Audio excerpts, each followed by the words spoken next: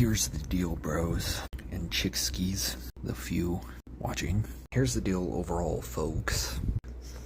There's a reason that people are cynical in this world. A great minority of people look upon things that the leaders of Germany and Russia in the early 1900s did as positive. Now, there are a few, and we should probably be concerned about those few people. Those few people watching this.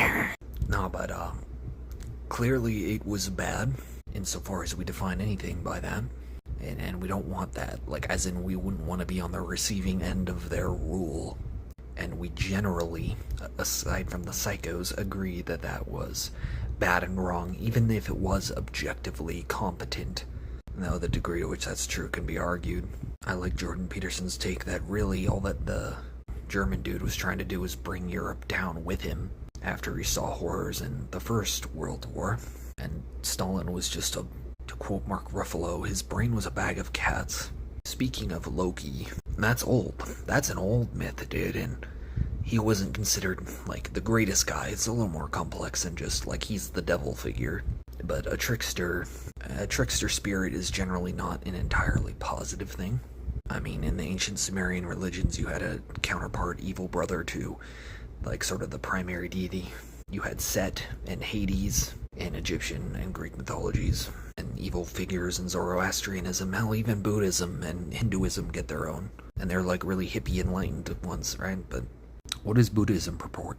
That the world is a place of pure suffering should you be attached to anything.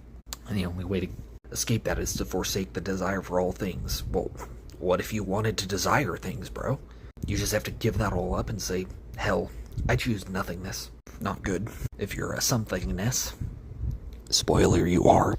Current atheism says we're all gonna suffer a lot. Well, actually, atheism doesn't say that, but just the way it is. And atheism says there's no God to pad against that brutal beating. It's just raw pounding. Into the ground, where all of our suffering will be rendered null for eternity. Eternally we will lay, defeated and having been in great pain before that for no reason at all. And the entire universe will dissolve into a soup of particles.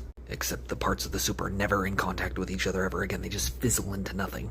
I consider that a serpent of darkness devouring the entire world and taking creepy, sadistic pleasure in that. So that's bad too.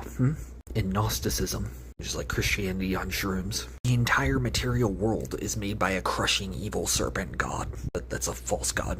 Bro, in Christianity, they say Satan owns the world. He's like king god of this world. If even the Christians say Satan is emperor, this place is a bad place to be.